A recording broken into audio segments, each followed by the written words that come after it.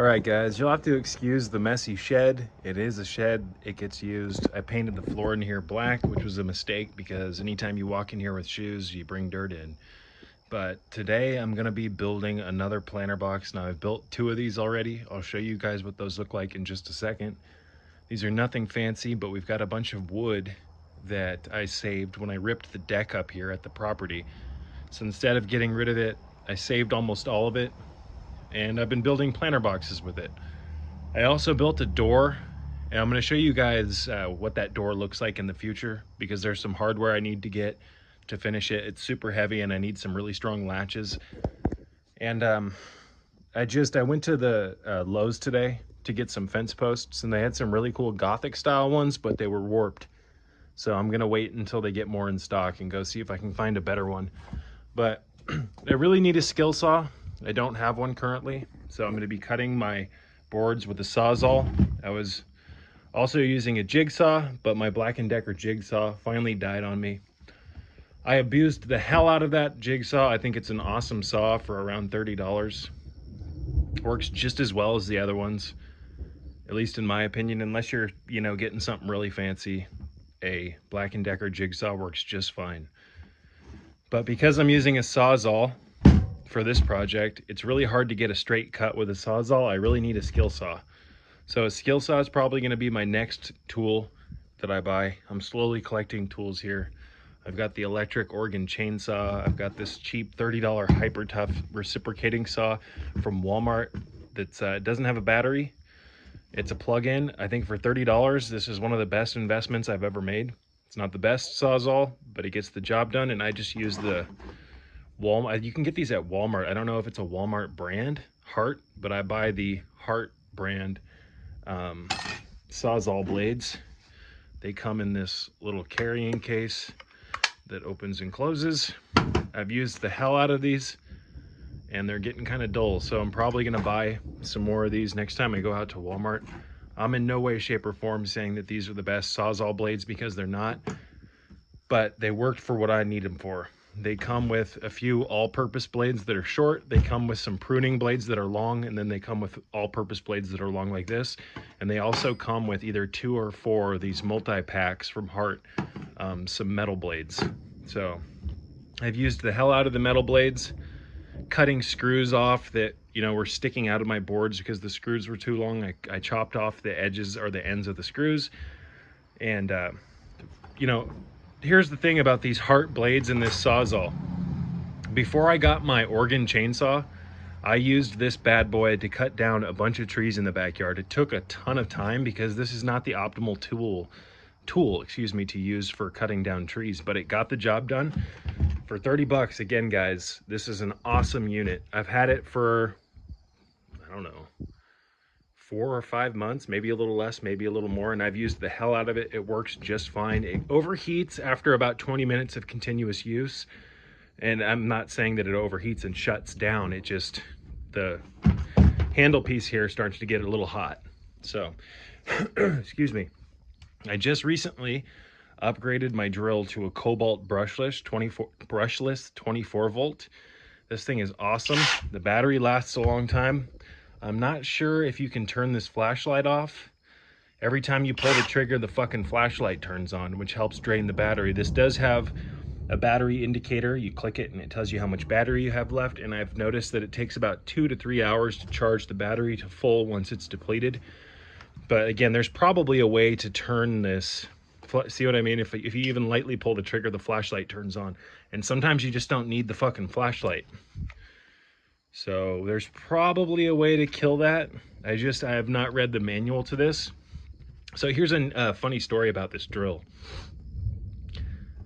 I bought a Skill power drill, SKIL, the brand. It was a floor model, so they gave it to me for a discount. When I brought it home, the chuckless key was so jammed that even with a wrench and an Allen, I couldn't break the chuckless key free. So I took it back. It was 40 bucks to Lowe's. They told me that they'd replace it with a brand new Skill power drill of the same model. Well, they didn't have it. So what they did is they gave me this $160 drill instead. So I paid $40 to get a really nice, at least I think this is a really nice drill. It's starting to rain, damn it. But when I brought they gave me the Cobalt brushless, this model, right? Well, I brought it home. I used it for about 30 minutes and then it stopped working. The battery stopped communicating with the actual drill. So I had to take that one back and they gave me another one of these, and this one has worked excellent ever since. I must have just got a lemon. They sent it back to Cobalt and they gave me this. This has got a lifetime warranty, I believe. And if it ever fucks up and, you know, breaks again, I take it to Lowe's, they'll give me another one, or they'll give me whatever they have that's of equal value, right? So I am a big fan of this drill. This thing has so much power. You can adjust the torque. The chuckless key works really well, and it just feels good in my hands. It's not too heavy, but it's heavy enough to feel like it's quality, and it's got a lot of kick to it, right? So if you cheap out on power drills, what you'll notice, guys, is that they don't have a lot of torque. They don't have a lot of power. If you're trying to, for instance, remove a framing nail that's been in some framing for over even a few years, when you turn the drill to the position to remove the drill, what you'll find is that the cheaper drills don't have the power to pull large screws out of framing, etc. So it can be tempting to get something a little on the cheaper side, but with a power drill, you want something that has some kick to it, guys. And this so far has been an amazing drill. I had a Garden Joy drill off of Amazon that was about 30 bucks that worked for a little while. It didn't have enough power though, and I couldn't get framing nails out of the framing. I removed some sheetrock here at the house to remove some unnecessary framing that the prior homeowners put up. They made they made a wall out of some janky framing, and they threw some sheetrock on it. Well, I wanted to remove the framing, and I needed to get the nails out after I took the sheetrock off, or the screws, excuse me, and the Garden Joy just didn't have the power to remove the framing nails. This does. This thing works awesome, and as long as it continues to work the way that I hope it does, I'm going to continue to buy Cobalt tools. I like the color scheme. I like the way they feel. They've got a $200 drill press at Lowe's that I want to buy. Just a bunch of cool stuff. So power tools are really neat, you guys. Part of this channel from now on is going to be me doing power tool reviews, even handheld tools like the Cobalt metal rake and all that stuff. So this house is becoming a mini homestead, and to have a mini homestead, guys, you need tools. You just do. You need tools even if you don't have a fucking homestead. So it's starting to rain. I need to move some stuff inside. I'll show you guys the boxes that I built, and maybe I'll document me building this new one. Of course, the day that I planned on getting a bunch of work done outside, it starts to pour. You can't really tell in the video, but it's coming down real hard. So hopefully this rain will peter out. If not, I'm gonna have to put the project off until tomorrow, which is fine because there's plenty of stuff to do around here, but I really wanted to build another box. I need to use some of this wood up from the deck that I ripped up.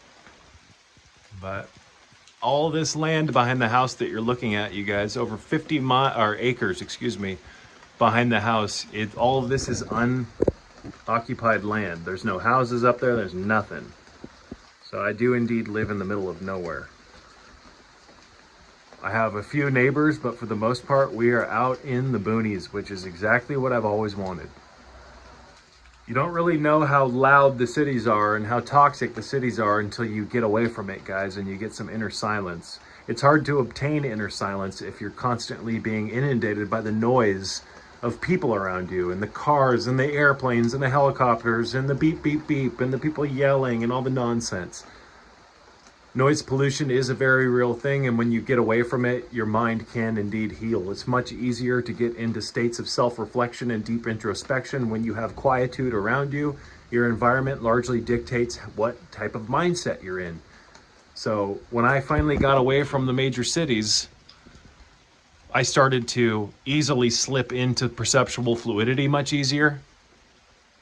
I rest deeper, because there's not a lot of noise and there's not a bunch of excess EMF around me, etc. You see, this 50 plus acres behind the house is full of limestone and galena and other minerals, other rocks, which help block EMF. Trees help block EMF and 5G as well, guys. So The area that I grew up in California, the county houses 1.157 million people. The county that I currently live in houses a little over or a little less than 4,000 people, depending on which website you use to track the inhabitants of this particular town that I live in.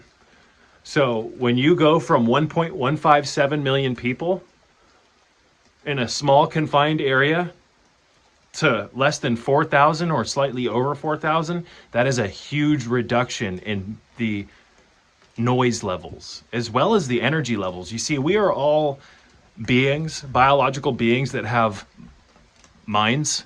And when we think, you guys, how would I explain this?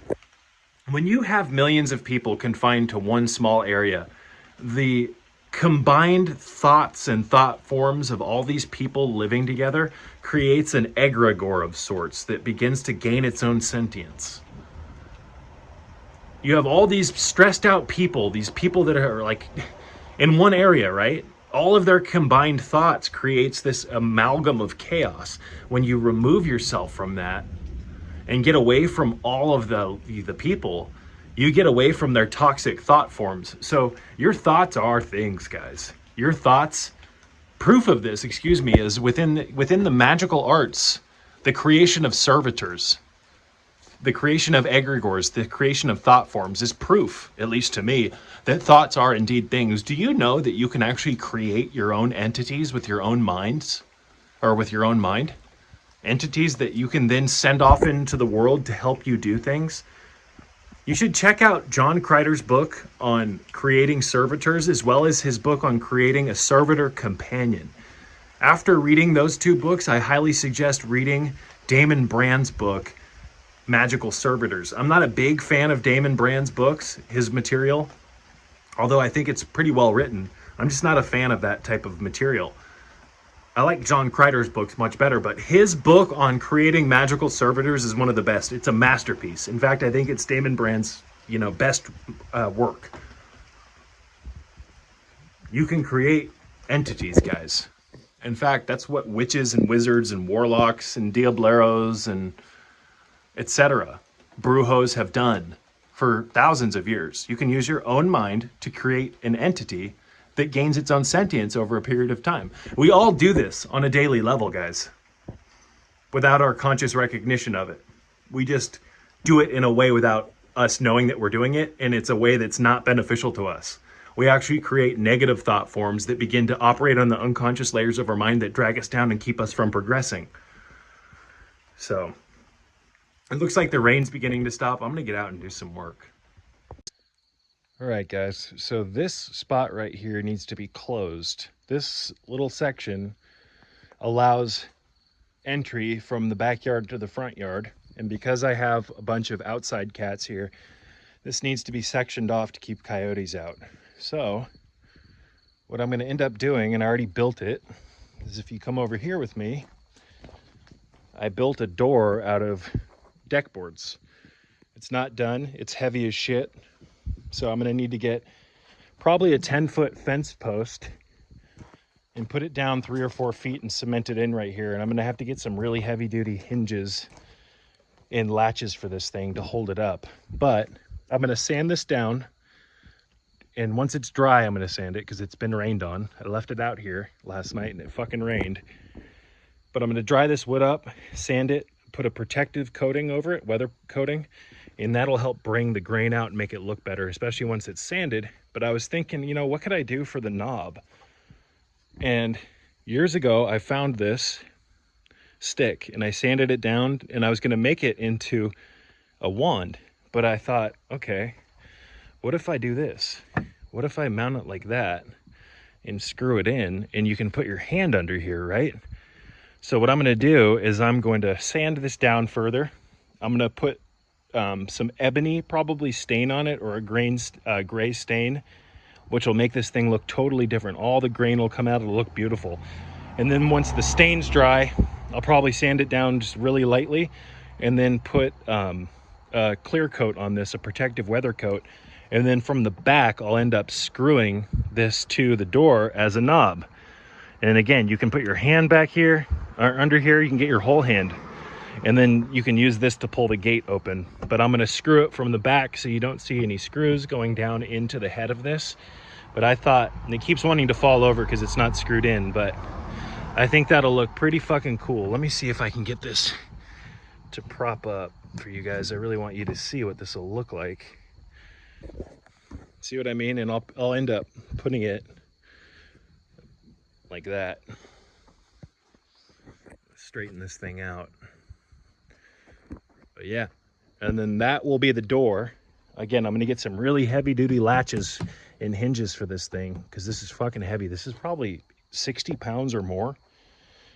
And then it'll get mounted to a fence post here. The siding of this house needs to be cleaned. I'm gonna pressure wash it probably next week, but I'm gonna put my fence post here, and then I'll have to build something to latch the door onto with a lock. And then on the top, what I'm probably gonna end up doing is putting some type of neat like lattice on the top that looks kind of gothic.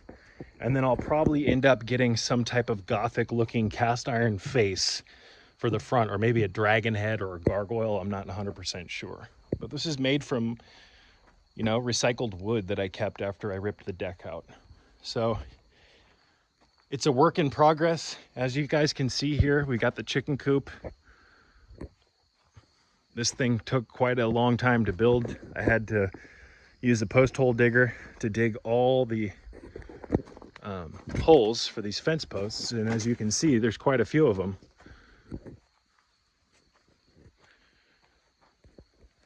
And then over here, guys, there's even more room over here. It's a big chicken coop. And then in this will be built a little ramp for the chickens. This will be where the chickens nest. This is far from being done. We still need to run heat to this, etc. But as you guys can see, this little homestead, it's a compact homestead. It's coming together. And then I don't know if I've shown you guys this here on YouTube, but let me take you over there. I gotta hurry because my battery's about to die.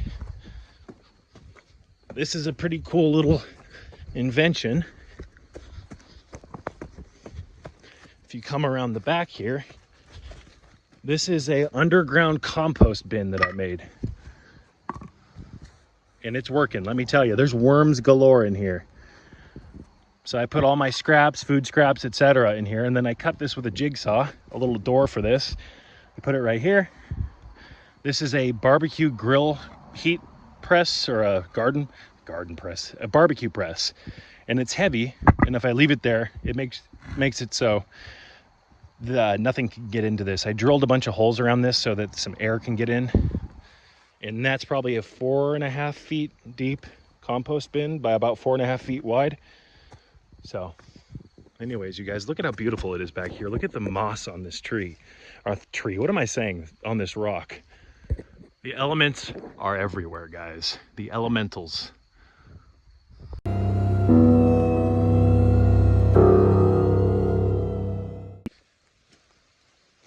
All right, guys, like I said, this is nothing special, but I thought it came out pretty good. This is just a small planter box, sturdy as hell. I've got 3¼ inch framing nails, or deck nails, excuse me, in this. So it's sturdy as hell. Spots like this, because again, I was using a jigsaw and a sawzall to cut my boards instead of a skill saw. You'll see gaps here because it's really hard to get a straight cut with a jigsaw and a sawzall especially. So I'm gonna use wood filler to fill all of this in. Then I'm gonna sand all the wood down and then paint it. And I'm also going to adorn the 4 corners of this box with these decorative knobs. All of this needs to get sanded down, the wood, etc. This is gonna look really cool once it's painted, you guys. It's gonna look really neat, and I'll sand some of this stuff down. These boards aren't perfect, you know, but this will be perfect for this is probably gonna be used for my flowers, or excuse me, my roses next year. So I'm a huge fan of roses, red roses especially. They're very potent, and the ally that lives within the rose bush is a very, very interesting spirit. Very, very interesting spirit, guys. I don't know if you can see that cigarette butt right there, but the people that lived here before us, I'm finding hundreds of these everywhere. There's one right there. They're all over the place. Even when I dig down into the ground, like when I moved this dirt, you'll see them there too. Here, just to change subjects for a little bit, you can't really see it in the video, but I put probably 10 raspberry brambles over here. And then these, I don't remember what these are. These are some type of flower, I believe. These aren't raspberry brambles, but these were dry when I got them 2 days ago. And in 2 days, they're already starting to produce green development. I've got some raspberries here. Again, it's really hard to see this stuff on the camera. So the idea here is to have this entire spot right here covered in raspberries. Got some peppers here that never did very well. This is an elderberry that's doing much better. It was barely alive when I put it into the ground, and now it's pretty much thriving. I've got an Artemisia vulgaris here. This is mugwort.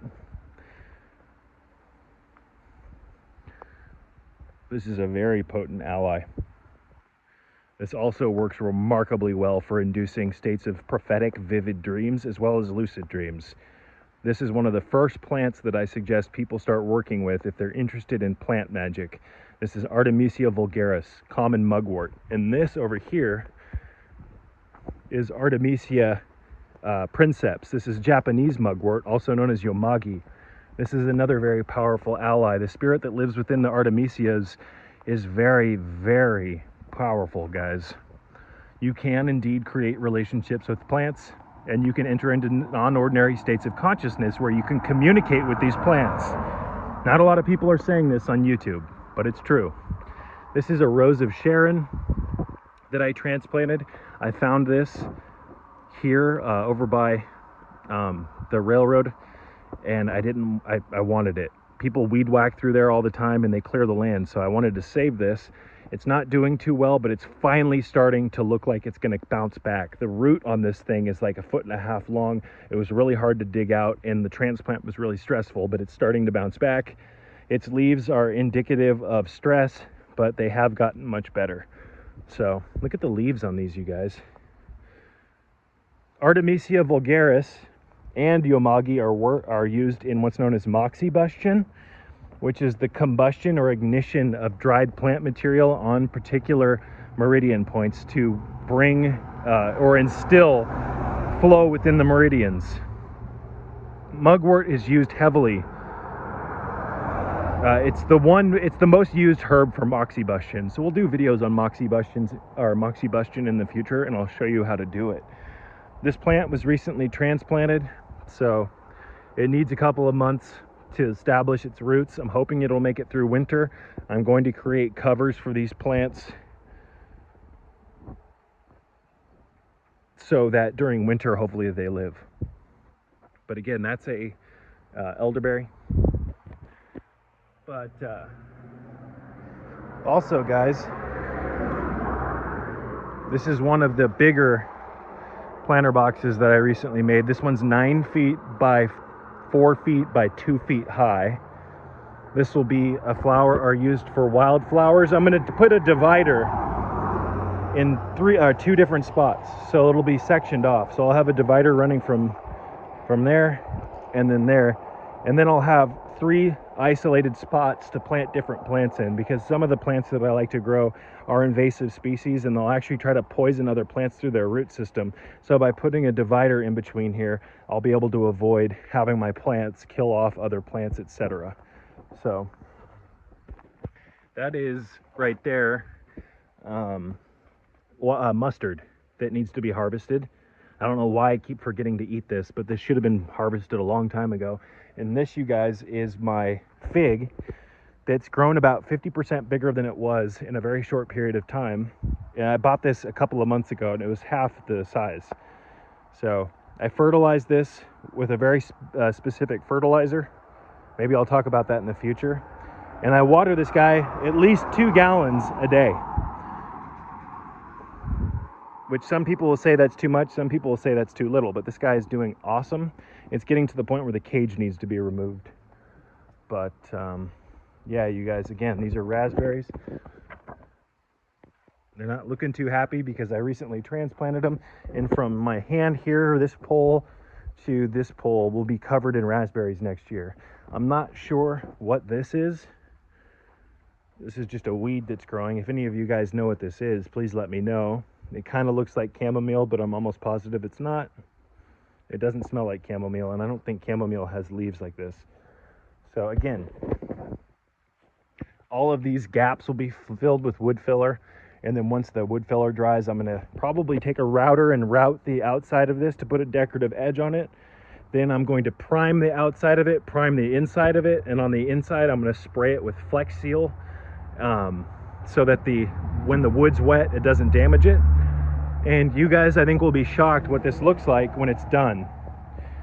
This is going to be a sacred vessel for my sacred roses. And once this is painted and these gaps are filled in, it's going to look awesome, you guys. Each of the corners is going to be dedicated to a particular elemental king relative to its element: earth, fire, air, and water. And sigils will be placed on the inside of this, and a particular stone will be placed underneath each of these decorative knobs that is associated with the elemental direction and the elemental kings.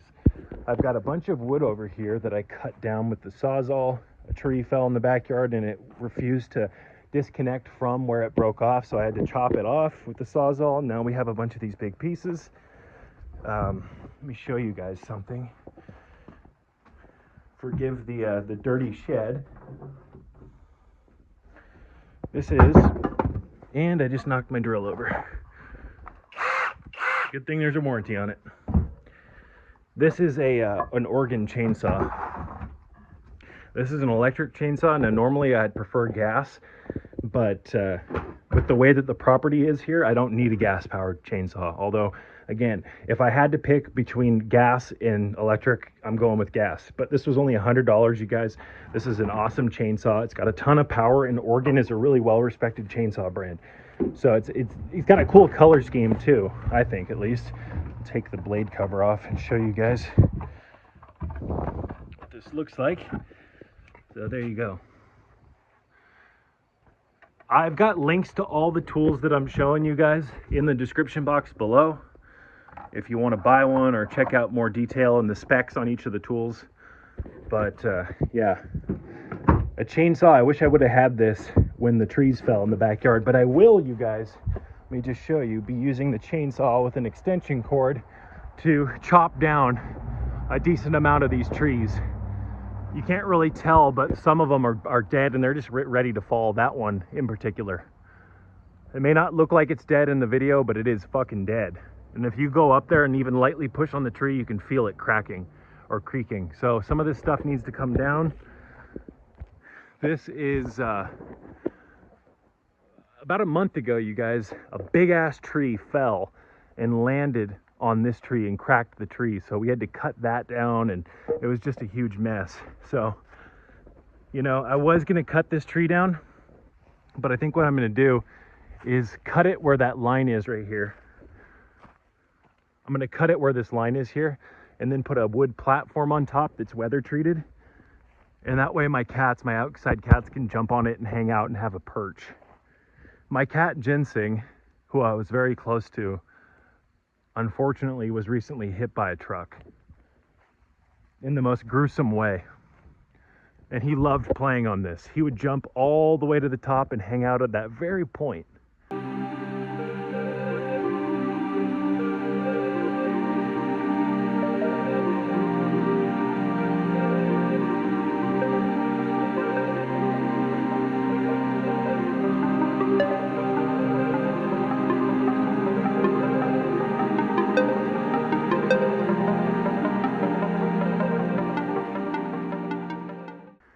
So because of that, I wanted to leave this tree here for his spirit, but I might cut it there and put a platform up there. I might even put a little spirit box up there for him, for his spirit to hang out in.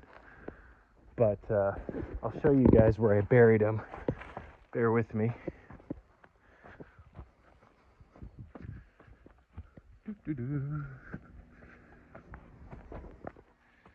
This is where Ginseng is buried.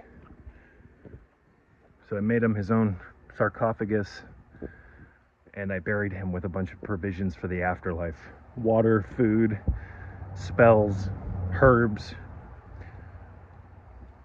sigils, etc. So I know he's still around. I can feel him all the time. and I am working overtime to foster a relationship with this spirit to keep him around here because I was very close to ginseng. This is the path I've been working on. I've taken stones from the property and I'm making this walkway. It doesn't look good now because it's not done, but once it is done, it'll look pretty fucking cool. I'm gonna put an arched trellis over all of this, and that way next year during spring and summer you'll be walking in a cave of flowers. The goal is to make a cave of flowers where when you're walking on this pathway you can't see outside of the cave of flowers. You're going to be surrounded by honeysuckle and creeping vines, etc. I'm going to put a garden bench here too, and you guys will be shocked at what this looks like next year. It's going to be beautiful. This is the graveyard.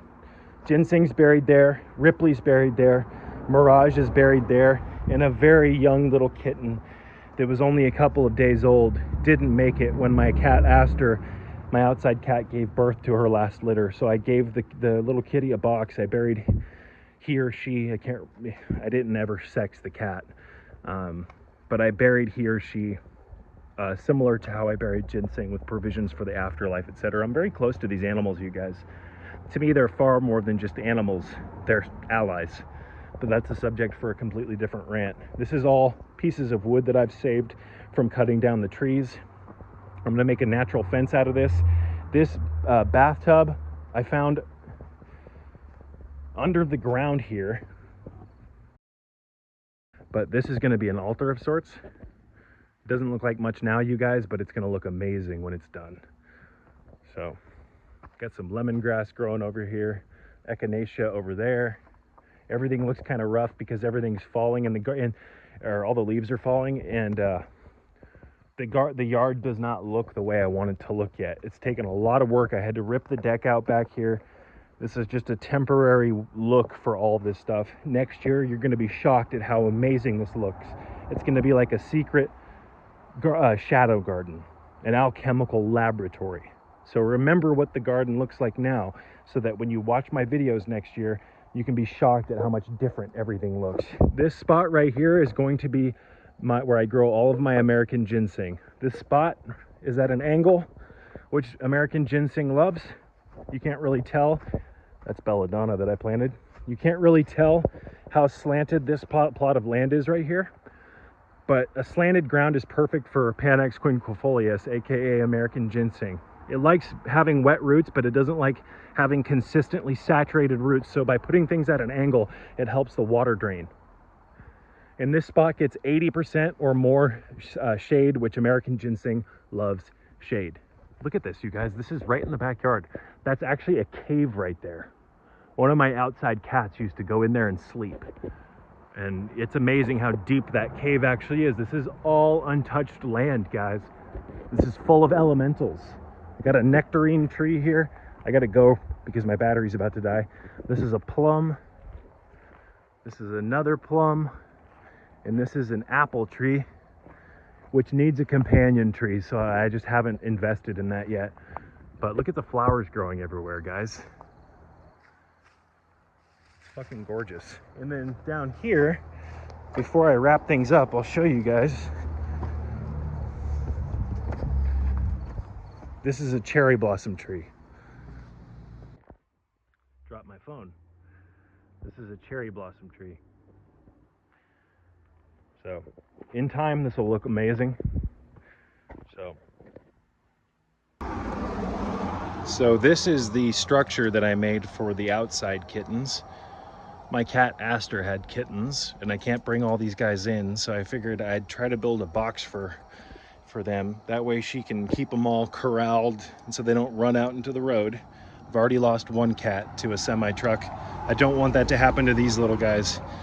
So I left these supports longer so I can add more boards to keep them from being able to climb out as they get bigger. And then eventually what I'm going to do, you guys, is block this whole porch in so they can at least get older and get smarter about, you know, going out into the road, etc. The Aster and Titan, the parents of these kittens, they don't go out into the road. They know not to. So I'm hoping that by keeping them corralled for a while, they'll learn not to go out into the road. Their eyes, they have an infection. I'm still trying to treat them. That's Cheddar in the middle. I haven't named the other three. but they all have this eye infection, and I'm working to try to get that cleared up. So they just started eating solid food and drinking water. They're no longer nursing. So I'll show you guys what I do with this. I'm going to insulate this, run heat to it, put a roof on it, etc., because winter is coming. And you guys will have to forgive me for the mess out here. Been cutting wood out here. This carpeting gets really dirty really quickly, but these are the outside, these are the parents. This is Aster and that's Titan. But again, forgive the mess. I've just been working a ton and I haven't had time to clean everything up. This is the mother and this is the father. So, hi guys. I've got some eye drops for them that I've been giving it to them twice a day. But that whatever infection they have, it's really hard to get rid of. I got rid of the infection, the eye infection that Aster had, that Titan had, and that Ginseng had. Ginseng was the kitten that passed away recently. He got hit by a car. So in about a week, their eyes should be all cleared up. Again, guys, forgive the mess, but this is all a work in progress. These are all the boards that I saved from ripping up the deck. I've already used a ton of them. Some chicken wire back here, and here's some more of the wood. So it's a work in progress. Again, I want you guys to remember what this backyard looks like now so that you can compare it a year from now when everything's completed. This is going to be a beautiful, absolutely awesome Gothic garden, and everything's going to get cleaned up, but there's just not enough hours in a day. I work from the time I get up to the time I go to bed. When I have free time, I'm working out here, and it's just impossible to get everything done the way I wish I could, because again, there's just not enough time in a day. So I'm going to start measuring. I'm going to make probably a 6-foot long planter box, and I'll show you guys the progress on that. I just got to measure out my measurements, make my cuts, and start screwing things together. All right, guys, I've got a all-purpose long blade on the Hyper Tough plug-in reciprocating saw, and I'm going to start cutting my boards for this new planter box. Let's get right into it.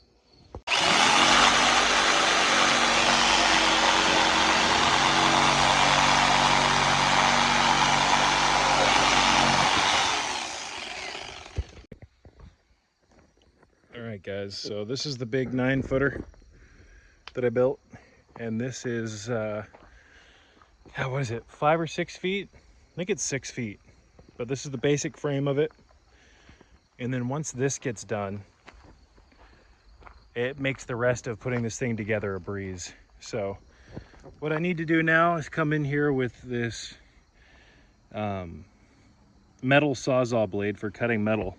This one's rather dull. I think I have another one of these laying around somewhere, but I don't know where it is. So I'm gonna try to cut through these screws coming out the side with this rather dull metal blade. Hopefully I can find the other one, but I'm just gonna buzz these off to clean it up. I got what are these? These are 3.5-inch screws.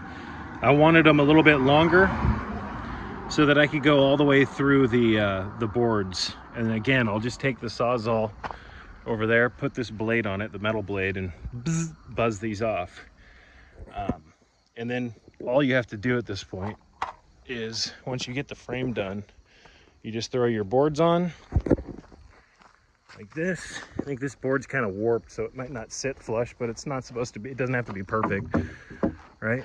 So then I'll just get the board on and screw it on. So the frames, these aren't difficult to build, guys. And again, they don't have to be perfect. But once you get the frame put together, you're just basically just putting boards on now and screwing them on and cutting them to length if you have to, if you didn't get your measurements right, and then bada boom, bada bing. This, unfortunately, doesn't look all that flush with the ground. But again, guys, it doesn't have to be perfect. Like I said earlier, because I don't have a skill saw, I'm using a jigsaw.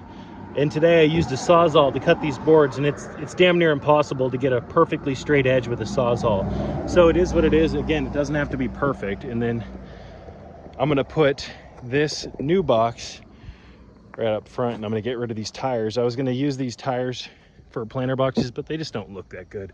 So I'm gonna end up getting rid of them and going with these planter boxes. So I'll show you guys what it looks like when it's done. If I get it done today, I should, but it might start raining. All right, guys, so this is the big 9-foot box, and this is the, it's either a 5 or a 6 footer. It's done. Like I said, the boards are warped that I used. It's all recycled wood, so you're gonna, in some situations, have gaps here. I cut all these boards, like I said earlier, with a Sawzall today, so getting a straight cut with a Sawzall is damn near impossible. You really need a skill saw. So that's next on the to buy list, a skill saw. I'm surprised I haven't bought one already. But let me just do a walk around, and this is going to, I'll probably put a divider in the middle of this so I can have 2 different plants, or I might just use some type of symbiotic plants that, you know, their roots don't fight each other for dominance. But that's done. That's going to go over in the corner. Real basic construction, nothing fancy, you guys. Some of this wood's all discolored and whatnot, but it's raining right now. When we have a couple of hot sunny days, I'm going to dry all this out and then sand it once it's dry and then paint it. So pretty cool.